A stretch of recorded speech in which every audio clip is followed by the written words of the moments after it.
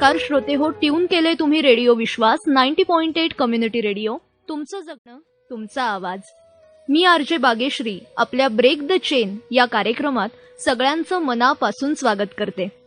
श्रोते हो, break the चेनच्या माध्यमातून आपण कोविडशी संबंधित वेगवेगळे विषय तज्ज्ञांकडून जाणून घेत आहोत. आणि आजचा विषय आहे कोविड आणि अँटीबॉडीज.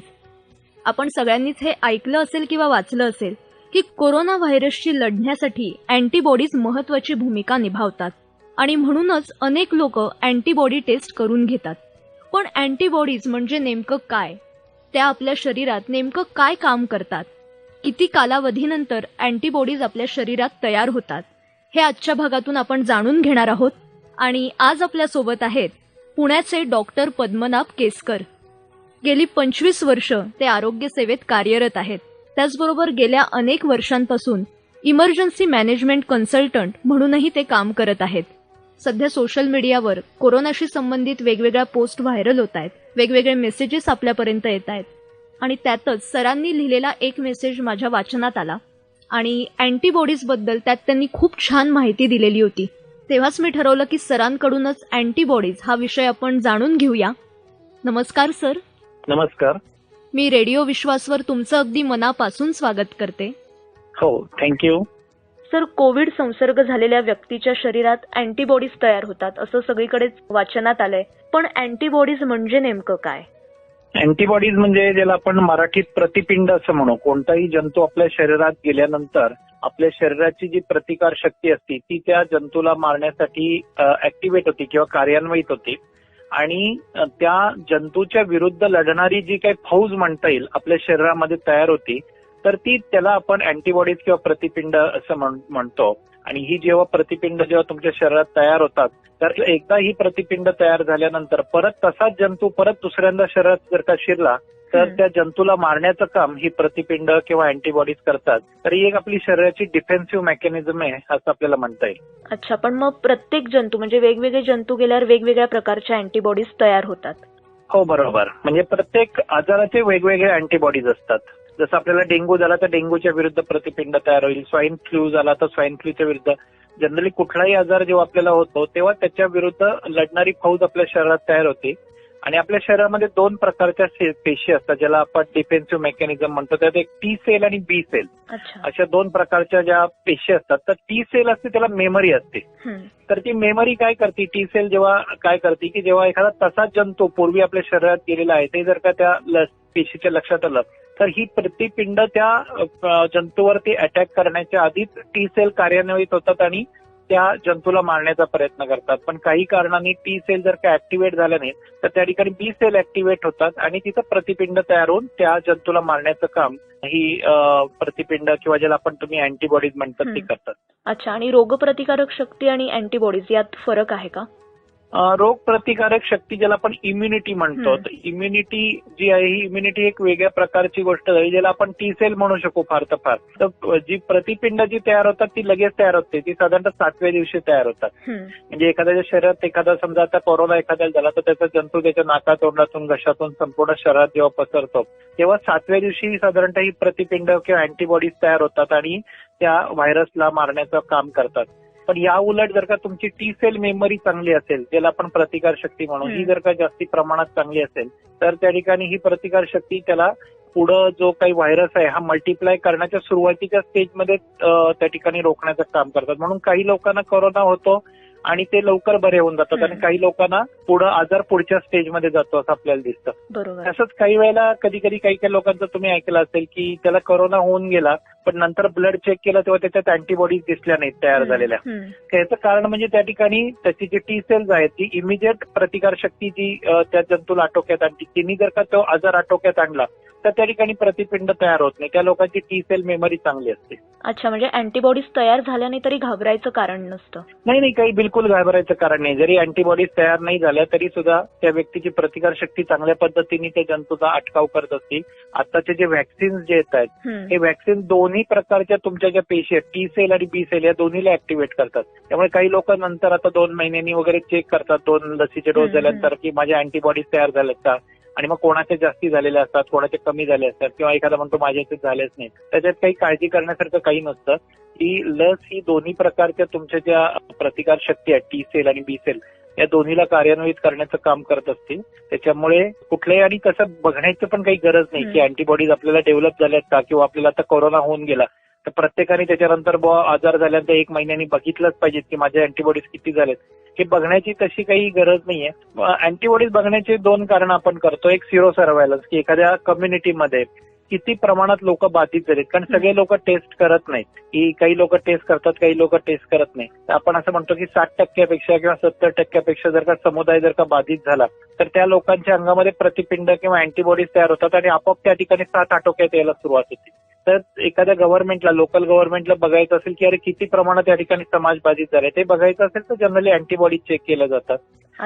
किती समाज बाधित झालाय बघण्यासाठी, की जितक्या लोकांना अँटीबॉडीज डेव्हलप झाले. त्याचा अर्थ काही लोक म्हणतात सुद्धा मला माहिती पण नाही, मला होऊन गेलं, मला तर अँटीबॉडीज दिसत आहेत पण मला आजार झाल्याचं कळलं पण नाही. तर काही लोक सिम्पटमॅटिक पण असतात की ज्यांना फारशी लक्षणं दिसत नाहीत, केवळ बारीक सर्दी खोकला ताप होतो, बरं होऊन जातो, ते टेस्ट पण करत नाही, त्यांना लक्षात पण येत नाही की आपल्याला कोरोना होऊन गेलाय. पण नंतर जेव्हा कधी अँटीबॉडी चेक केलं तर तेव्हा कळतं की अरे हा आपल्याला आजार होऊन गेलेला आहे. तसंच कधी कधी प्लाझ्मा देण्यासाठी जे लोक बरे होऊन गेलेले आहेत, कोरोना होऊन गेलाय, तर त्यांच्या शरीरामधला प्लाझ्मा म्हणजे थोडक्यात अँटीबॉडीज, म्हणजे रेडीमेड दुसऱ्याला इम्युनिटी देण्याचा प्रकार झाला. तर हा प्लाझ्मा दुसऱ्या पेशंटला दिला जातो. जो माणूस बरा होऊन गेलाय कोविडमध्ये, ज्याच्या रक्तामध्ये अँटीबॉडीज तयार झाल्या, त्या अँटीबॉडीज डायरेक्टली दुसऱ्या पेशंटला प्लाझ्माच्या मार्फत दिल्या जातात. तर त्यावेळेला अँटीबॉडी चेक केले जातात की या माणसाच्या अंगात पुरेशा अँटीबॉडीज आहेत का, तर त्याला पुढच्या पेशंटला त्या अँटीबॉडीचा उपयोग होईल. तर अशा वेळेला अँटीबॉडीज त्या ठिकाणी चेक करतात. पण सरसकट सगळ्यांनी चेक करून बघितली पाहिजे असं काही त्या ठिकाणी गरज नाहीये. बरोबर. पण आपण म्हणजे सुरुवातीला तुम्ही जसं म्हणालात की रोगप्रतिकारक शक्ती चांगली असेल तर त्यात तयार होत नाही, पण मग अशा केसमध्ये आपण प्लाझ्मा देऊ शकतो का? नाही, अँटीबॉडीजचं प्रमाण आपल्याला जी रक्तपेढी असते तर त्याच्यामध्ये बघतात की त्या अँटीबॉडीजचं प्रमाण एका ठराविक लेवलच्या वरती आहे का, आणि तरच त्या ठिकाणी त्या पेशंटच्या प्लाझ्मा आहे हा पेशंटला, पुढच्या पेशंटला देण्यासाठी वापरला जातो. एखाद्याला माइल्ड आजार झाला असेल, असिम्पटमॅटिक असेल, आणि जर का त्या ठिकाणी त्याची कोविड टेस्ट समजा पॉझिटिव्ह आली पण त्याच्या अँटीबॉडीज फारशा जर का रक्तामध्ये नसतील तर या ज्या टी सेल्स असतात त्या ट्रान्सफर नाही होत, फक्त अँटीबॉडीज ज्या आहेत त्या ट्रान्सफर होतात. त्याच्यामुळे फक्त अँटीबॉडी एका ठराविक प्रमाणापेक्षा जास्त असेल तरच त्या ठिकाणी प्लाझ्मा पुढच्या व्यक्तीला त्या ठिकाणी दिला जातो. त्याची लेव्हल किती असावी, म्हणजे कितीच्या पुढे हा, तर त्याच्यामध्ये टेस्टचे वेगवेगळे प्रकार असतात. तर त्याच्यामध्ये जनरली एलायझा टेस्ट वापरली जाते रक्तपेढ प्रत्येक ठिकाणी. साधारणतः 13च्या वरती जर का त्याचं प्रमाण असेल तर त्या ठिकाणी तो प्लाझ्मा घेतला जातो. तर त्या ठिकाणी रक्तपेढीचे निकष असतात. प्रत्येक ठिकाणचा प्लॅटफॉर्म वेगळा असतो, म्हणजे की जो वापरण्याचा जो प्लॅटफॉर्म आहे मशीन, त्याच्या लेवल ज्या आहेत त्या वेगवेगळ्या असतात. त्याच्यामुळे ही कधी ही लेवल आहे तर ही कधी चेंज होऊ शकते. आता अँटीबॉडीज शरीरात तयार होतात पण तरीही बऱ्याच जणांना कोविडचा संसर्ग पुन्हा होतो, तर मग असं का होतं? याच्या मागे कारण असं असतं, एक म्हणजे अँटीबॉडीज पुरेशा प्रमाणात नसतील झालेल्या, की एखाद्याला आधी सौम्य स्वरूपाचा आजार होऊन गेलेला आहे पण त्याच्या शरीरामध्ये तेवढ्या अँटीबॉडीज तयार झाल्या नाहीत की जे पुढच्या आजारापासून त्याचं संरक्षण करतील. अशा वेळेला त्याला परत दुसऱ्यांदा आजार होऊ शकतो, हे एक कारण झालं. दुसरं असं की आता ही जी अँटीबॉडीज तयार झाल्या तर त्यांनी तो लक्षात ठेवला की अरे हे व्हायरस अशा स्वरूपाचा व्हायरस आहे, असं जर का परत शरीरात शिरला तर त्याच्यावरती आपण अटॅक करायचा आणि त्याचा नायनाट करायचा.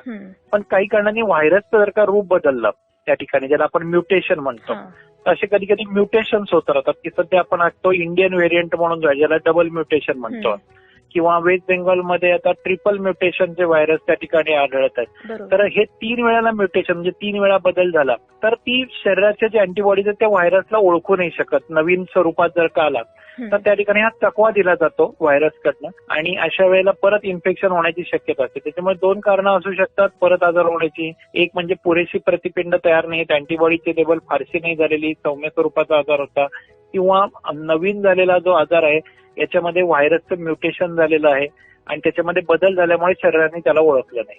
अशा स्वरूपामुळे परत इन्फेक्शन होऊ शकतं. आता लस घेतल्यानंतर सुद्धा शरीरात अँटीबॉडीज तयार होतात, पण कोविड झाल्यानंतरच्या अँटीबॉडीज आणि लस घेतल्यानंतरच्या अँटीबॉडीज यात काही फरक असतो का? हो, नक्कीच असतो.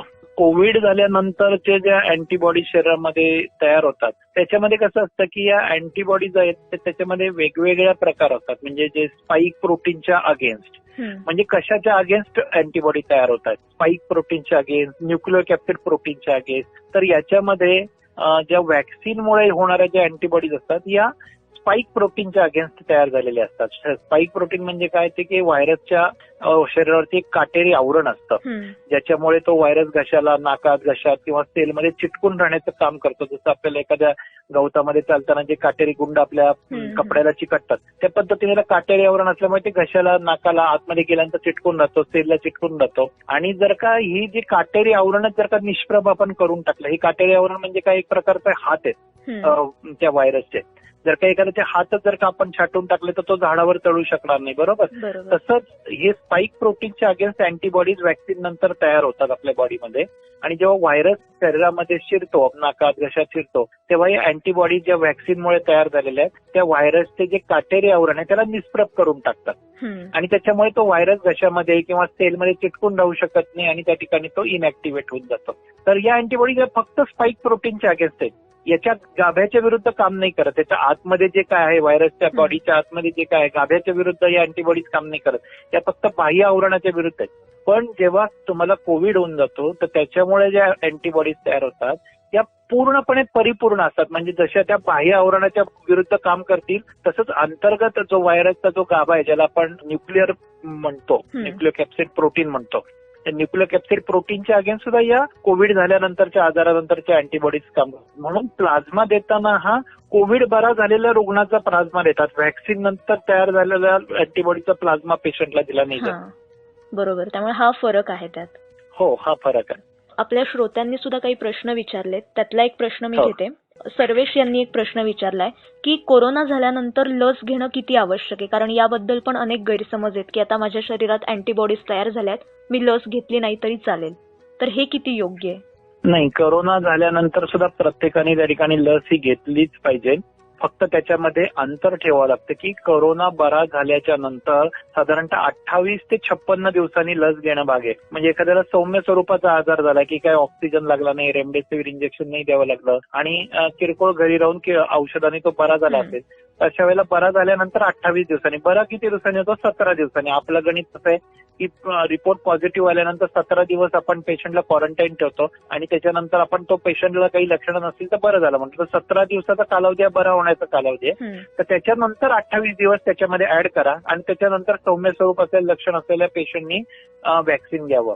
आणि ज्या लोकांना ऑक्सिजन द्यावं लागलाय, रेमडेसिवीर द्यावं लागलंय, हॉस्पिटलमध्ये ऍडमिट करावं लागलंय, तर या लोकांनी बरं झाल्यानंतर 56 दिवस म्हणजे साधारणतः 2 महिन्यानंतर व्हॅक्सिन घ्यावं. आता त्यांचं म्हणणं असं होईल की आम्हाला तर कोरोना झाला, आमच्या शरीरात अँटीबॉडीज झाल्या, मग आम्हाला परत व्हॅक्सिनची काय गरज आहे? तर आतापर्यंत असं लक्षात आलंय की आजारामुळे ज्या काही अँटीबॉडीज तयार होतात तर या 3 ते 6 महिने टिकतात.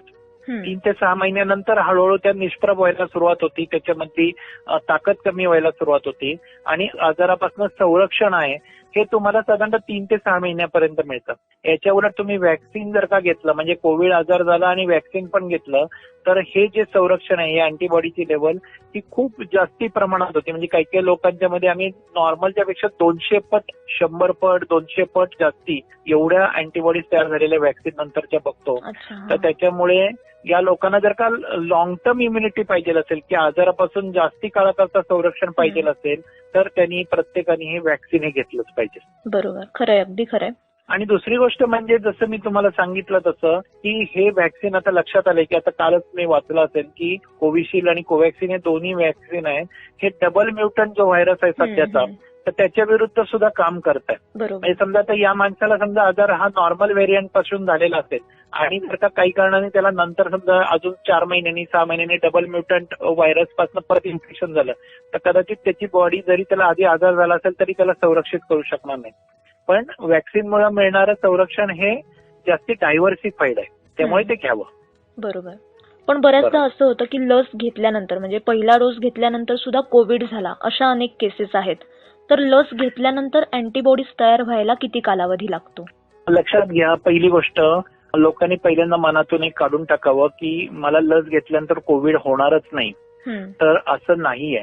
व्हॅक्सिनचे निर्माते आहेत किंवा शासन आहे यांनी सुद्धा वारंवार सांगितलेलं आहे की व्हॅक्सिन हे तुम्हाला तुमच्या मॉडरेट टू सिव्हिअर इलनेस पासून संरक्षण करतं किंवा तुम्हाला व्हेंटिलेटरवरती जाण्यापासून संरक्षण करतं किंवा तुमचा मृत्यू रोखण्याचं काम करतं. पण व्हॅक्सिन घेऊन सुद्धा सौम्य स्वरूपाचा कोरोना हा होऊ शकतो. लक्षात घ्या, जेव्हा व्हायरस आपल्या नाकात किंवा घशात जातो तेव्हा या अँटीबॉडीज काम करणार नाहीयेत. या ज्या रक्तामध्ये झालेल्या अँटीबॉडीज ज्या व्हॅक्सिनमुळे तयार झाल्या त्या काम नाही करणार आहेत. त्यामुळे पहिला जो आजार आहे नाकात किंवा घशात असताना व्हायरस असताना होणारा सौम्य स्वरूपाचा आजार जो आपण म्हणतो हा व्हॅक्सिन जरी घेतला तरी होणार आहे. हा पहिली गोष्ट आहे. त्याच्यामुळे व्हॅक्सिन घेतलं मला कोरोना कसा झाला असं कोणी म्हणू नये. व्हॅक्सिन घेतल्यानंतर फक्त मॉडरेट टू सिव्हिअर स्वरूपाचा इलनेस होणार नाही, पहिली गोष्ट. दुसरी गोष्ट, व्हॅक्सिन घेतल्यानंतर किती काळानंतर तुमच्या अँटीबॉडीज या तुम्हाला संरक्षण करण्यासाठी निर्माण होतात, तर साधारणतः व्हॅक्सिन घेतल्यानंतर 14 दिवसानंतर अँटीबॉडीज निर्माण व्हायला सुरुवात होते आणि त्याच्यानंतर त्याची लेवल वाढत वाढत वाढत जेव्हा तुम्ही दुसरा डोस घेता आणि दुसरा डोस घेऊन 14 दिवस होता तेव्हा तुम्हाला लॉंग टर्म इम्युनिटी त्या ठिकाणी दीर्घ काळासाठी मिळते. दुसरा डोस घेतल्यानंतर 14 दिवसांनी. पहिला डोस घेतल्यानंतर 14 दिवसांनी जी काही इम्युनिटी तुमच्या शरीरात तयार होती व्हॅक्सिनमुळे अँटीबॉडी तयार झाली ती तुम्हाला 3 महिन्यापर्यंत संरक्षण करते असं लक्षात आलं. म्हणून आता सध्या कोविशिल्डचा कालावधी त्यांनी वाढवलाय की तुम्ही साधारणतः 45 ते 56 दिवसानंतर जरी दुसरा डोस घेतला तरी चालेल. याचं कारण असं की तुम्ही पहिला डोस घेतलाय तर तो तुम्हाला 3 महिन्यापर्यंत संरक्षण करायला पुरेसा आहे. त्याच्यामुळे थोडासा कालावधी वाढवला तरी चालणार आहे, कारण जास्तीत जास्त लोकांना आपण पहिल्या डोसच्या अंडर जर का घेतलं तर जास्ती समाज त्या ठिकाणी व्हॅक्सिनेट होईल आणि आपल्याला त्या ठिकाणी आजारावर संरक्षण मिळवता येईल. याच्याकरता म्हणून आपण मुदत वाढवली. आता दुसरी गोष्ट, जे लोक म्हणतात की अरे करोनाचं मी व्हॅक्सिन घेतलं आणि मला लगेच करोना झाला, तर व्हॅक्सिन घेतल्यामुळे मला करोना झाला असं काही काही लोक अपप्रचार करतात. हे लक्षात घ्या, व्हॅक्सिनमुळे कोणताही करोना होत नाही, व्हॅक्सिनमुळे कुठला आजार होत नाही. कारण व्हॅक्सिनमध्ये आपण करोनाचा व्हायरस टोचतच नाही. व्हॅक्सिनमध्ये आपण काय करतो, ॲडिनो व्हायरस म्हणून जो सर्दीचा व्हायरस आहे चिंपांजी मधला हा आपण टोचतो. जर का आपण व्हॅक्सिन मधला करोनाचा व्हायरसच जर का त्याला टोचला नाही तर व्हॅक्सिन पासून कोरोना कसा होईल, तो होणारच नाही. मग कोरोना का झाला त्याला, याचं कारण असं होतं की आता ठिकठिकाणी तुम्ही जिल्ह्याच्या ठिकाणी शहराच्या ठिकाणी बघताय की मोठ्या प्रमाणावर व्हॅक्सिनसाठी लोक गर्दी करतायत. म्हणजे छोट्या जागेमध्ये 50, 100, 150 लोक एकत्र बसतात आणि प्रत्येक ठिकाणी प्रत्येकाचा नंबर यायला 1-1, 2-2, 3-3 तास लागतात किंवा व्हॅक्सिन घेतल्यानंतर अर्धा तास त्या ठिकाणी परत एकत्र बसावं लागतं. या काळामध्ये लोक काय करतात, हे एकमेकांच्या ओळखीचे असल्यामुळे एकमेकांची मास्क खाली करतात, बोलतात, फोटो काढण्यासाठी मास्क बाजूला करतात. आणि जेव्हा तुम्ही मोठ्या प्रमाणावरती एकत्र जमले, 3 फुटापेक्षा कमी अंतरामध्ये एकत्र झाले, तर अशा वेळेला एका माणसाकडून दुसऱ्या माणसाला त्या ठिकाणी इन्फेक्शन होतं. म्हणजे त्या माणसाला व्हॅक्सिन घेतलेल्या ठिकाणीच इन्फेक्शन झालेलं असू शकतं. किंवा कधी कधी लोक काय करतात की माइल्ड लक्षण असताना, थोडा सर्दी खोकला असतानाच व्हॅक्सिन घेतात. त्यांना वाटतं की अरे मी व्हॅक्सिन घेतलं तर मला आजार होणार नाही म्हणून ते त्यांना बरं नसताना व्हॅक्सिन घेतात. म्हणजे ऑलरेडी ते जेव्हा व्हॅक्सिन घेतात तेव्हा त्यांना ऑलरेडी इन्फेक्शन झालेलं असतं आणि तो ठपका बसतो व्हॅक्सिनवरती. पण व्हॅक्सिनचं पासून संरक्षण 14 दिवसानंतर मिळणार आहे. याच्या मधल्या काळामध्ये जे काही तुमच्या या गोष्टी झाल्यात याच्यामुळे तुम्हाला इन्फेक्शन होऊ शकतं आणि ते व्हॅक्सिनमुळे झालेलं नाही, हे लक्षात ठेवा. अगदी खरंय. तुम्ही हा जो समज आहे, गैरसमज, तो खूप चांगल्या पद्धतीने दूर केलाय. स्वप्नील यांचा एक प्रश्न आहे की समजा लस घेतल्यानंतर मला कोविड झालाय, तर मग दुसरा डोस कधी घ्यायचा, त्याचा कालावधी काही वेगळा आहे का? हो, मी मगाशी सांगितलं ना तुम्हाला की लस घेतल्यानंतर तुम्हाला कोरोना झाला, कोरोना झाल्यानंतर तुमचा सौम्य स्वरूपाचा कोरोना असेल तर तुम्ही बरे झाले, 17 दिवस झाले की त्याच्यानंतर 28 दिवसांनी घ्या. आणि जर का तुम्हाला जास्ती तीव्रतेचा कोरोना झाला असेल तर तुम्हाला कोरोना होऊन 17 दिवस झाल्याच्या नंतर 56 दिवसांनी म्हणजे 2 महिन्यांनी तुम्ही दुसरा डोस घ्या. पण दुसरा डोस घेतलाच पाहिजे. खरंय, तुम्ही खूप छान सांगितलंय. माझा आता एक प्रश्न आहे की अजूनही लोकांच्या मनात लसीबद्दल अनेक गैरसमज आहेत, तर लोकांना तुम्ही काय आवाहन कराल? कारण आता 18 वर्षाच्या वरील सुद्धा मुलांना सगळ्यांना मिळणार आहे, तर तुम्ही काय आवाहन कराल? माझं सगळ्यांना सांगणं आहे की कुठल्याही स्वरूपाची व्हॅक्सिन, आपल्याकडे सध्या तरी 2 आहेत, कोव्हॅक्सिन आणि कोविशिल्ड. अजून बाहेरील व्हॅक्सिन मागवण्याचा प्रयत्न चाललाय, इम्पोर्टेड जे फायझरचे आहे, जॉन्सन अँड जॉन्सन किंवा स्पुटनिक, हे कालांतराने येतील. तर जेव्हा येतील तेव्हा येतील. पण सध्या जे काही 2 व्हॅक्सिन उपलब्ध आपल्याकडे आहेत तर त्याच्यामधलं कुठलंही जे मिळतंय, दोन्ही व्हॅक्सिन सारखेच चांगले आहेत. दोन्हीमधनं आता जवळपास 14 कोटी लोकांना आपण भारतभरात व्हॅक्सिन दिलेलं आहे आणि कुठल्याही स्वरूपाचे साईड इफेक्ट जे जास्त तीव्रतेचे आहेत. साधारणतः 2 दिवस तुम्हाला एक मनात ठेवा की आपल्याला व्हॅक्सिन घेतल्यानंतर काही लोकांना कणकण, अंगदुखी, अशक्तपणा, बारीक ताप ही लक्षणं साधारणतः 48 तासापर्यंत, 24 ते 48 म्हणजे 1 ते 2 दिवस दिसू शकतात. तर तेवढा फक्त त्रास होतो, याच्या पलीकडे काही कोणाला त्रास होत नाही. तुम्हाला कुठल्याही गोळ्या चालू असतील ब्लड प्रेशरच्या, डायबेटीसच्या, तर त्या ठिकाणी बिनदिक्कत काही लोक म्हणतात की मला ॲस्प्रिनची गोळी चालू आहे, तर चालेल, तर चालेल, काही प्रॉब्लेम नाहीये. तर अगदी फक्त काही निवडक आजार आहेत की तिथं आपल्याला आपल्या डॉक्टरांचा सल्ला घेऊन व्हॅक्सिन घ्यावं लागतं. काही लोकांना स्टिरॉइड चालू असतात, काही लोकांना कॅन्सरचे किंवा किडनीचे आजार असणारे काही असल्यामुळे काही औषध गोळ्या चालू असतात, तर त्यांनी त्यांच्या डॉक्टरांचा सल्ला घेऊन व्हॅक्सिन घ्यावं. पण आपल्याला सध्या फक्त 2च लोकांना व्हॅक्सिन द्यायचं नाहीये. एक म्हणजे ज्यांचं वय 18 वर्षाच्या खाली आहे ते, आणि प्रेग्नंट लेडीज आणि लॅक्टेटिंग मदर, म्हणजे जे स्तनपान करतात आणि ज्या गरोदर बायका आहेत यांनी फक्त सध्या मी तिला व्हॅक्सिन घ्यायचं नाही. ज्यांनी 18 वर्षाच्या खाली त्यांनी व्हॅक्सिन घ्यायचं नाही. बाकी सगळ्यांनी व्हॅक्सिन घ्यावं.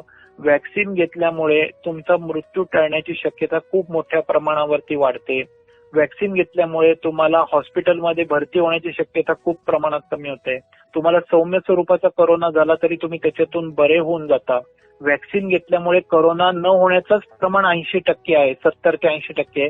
पण व्हॅक्सिन घेऊन सुद्धा 20% लोकांना कोरोना होऊ शकतो, पण तो झाला तरी तो सौम्य स्वरूपाचा असेल, हे लक्षात ठेवा. आणि जास्तीत जास्त लोकांनी जर का आपल्याला ब्रेक द चेन असेल किंवा भारताला जर का या महामारीच्या पासून बाहेर काढायचं असेल तर त्यांनी जास्तीत जास्त लोकांनी व्हॅक्सिन घेऊन सरकारला सहाय्य केलं पाहिजे. नक्कीच, खरंय अगदी. आणि या सगळ्या परिस्थितीत तुम्ही कशी काळजी घेत आहात, कारण तुम्ही सगळे काम करता आहात या महामारीत? बरोबर. आम्ही 2 गोष्टी आहेत की आम्ही एक गोष्ट मनाशी ठेवली आहे, म्हणजे मास्कचा प्रभावी वापर. तर आपल्याकडे साथ पसरण्याचं मुख्य कारण म्हणजे मास्क जो आहे, तर लोक म्हणजे केवळ पोलीस दंड करतात म्हणून किंवा एक प्रथा आहे म्हणून मास्क लावतात. म्हणजे तो मास्क असतो तोंडावरती, नाक उघडत असतं, किंवा तो मास्क हनवटीवरती असतो. एकमेकांशी बोलायला लागले की मास्क खाली घेतात. उलट बोलत असताना तुम्ही मास्क तोंडावरती नाकावरती लावला पाहिजे. लोक उलट करतात की फिरत असताना नाका तोंडावर मास्क लावतात, समोरचा माणूस आला की मास्क खाली घेऊन बोलतात. या ठिकाणी काय होतं की जे तोंडामधून जे तुषार आहेत, नाकामधनं जे बारीक बारीक जे थेंब बाहेर पडतात त्याच्यामध्ये कोरोनाचे जंतू असतात, हे मास्कमुळे अडकाव केले जातात. तर जर का दोन्ही व्यक्तींनी, बोलणाऱ्या व्यक्तीने जर का मास्क लावलेला असेल तर त्या ठिकाणी इन्फेक्शन होण्याचं प्रमाण खूप प्रमाणात कमी होतं. त्यामुळे आमचं सगळ्यात महत्वाचं, जेव्हा आम्ही पेशंट तपासतो तेव्हा त्याला आतमध्ये आलेलं त्यांनी मास्क बरोबर लावला आहे का नाही बघतो. आमचा तर मास्क लावलेलाच असतो, आम्ही N95 लावतो. पण लोकांना आम्ही सांगतो की तुम्हाला N95 असण्याची काही गरज नाही, तुम्ही कापडी मास्क सुद्धा धुवून त्या ठिकाणी स्वच्छ ठेवून वापरू शकता. फक्त तो नाकावरून खाली आणू नका, वारंवार खाली घेऊ नका.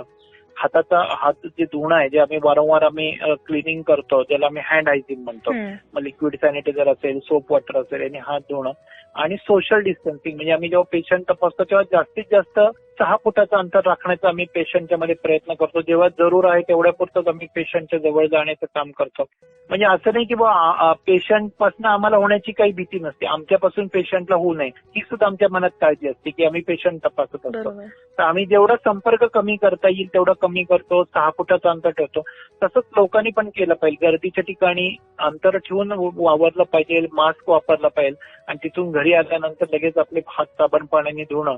आणि ही त्रिसूत्री फक्त लोकांनी लक्षात ठेवली ना, सोशल डिस्टन्सिंग, 6 फुटाचं अंतर, मास्कचा प्रभावी वापर आणि हँड हायजीन म्हणजे हात साबणाच्या पाण्याने किंवा एवढ्या जरी 3 गोष्टी कटाक्षाने पाळल्या ना तरी त्या ठिकाणी आपल्या इथं साथ वेगाने आटोक्यात येईल. किंवा आता लोकांना वाटतं की दुसरी साथ संपली की आपली सुटका जरी, असं सुटका नाही होणार आहे. याच्यानंतर 3री लाट येणार आहे, 4थी लाट येणार आहे.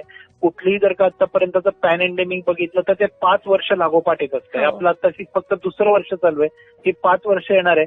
आणि आपण शिकलो नाही याच्यातनं तर त्या ठिकाणी पुढच्या येणाऱ्या लाटाचा आपल्याला प्रतिकार करणं खूप अवघड होणार आहे. अगदी खरंय. आणि मला वाटतं की आता सरकारही सगळ्यांना सांगतंय की घरी राहा, जितकं शक्य होईल तितकं घरी राहा, बाहेर पडू नका.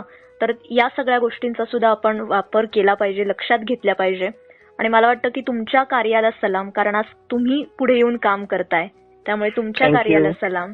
धन्यवाद. Thank you so much. थँक्यू. सर्व श्रोत्यांचे सुद्धा धन्यवाद. तुझे पण धन्यवाद. खूप छान लोकांना त्या ठिकाणी जनजागृती करण्यासाठी उपक्रम आहे. आमच्या सगळ्यांकडून तुम्हाला शुभेच्छा. Thank you so much. थँक्यू. श्रोते हो, आजच्या भागात इथेच थांबण्याची वेळ झालीय.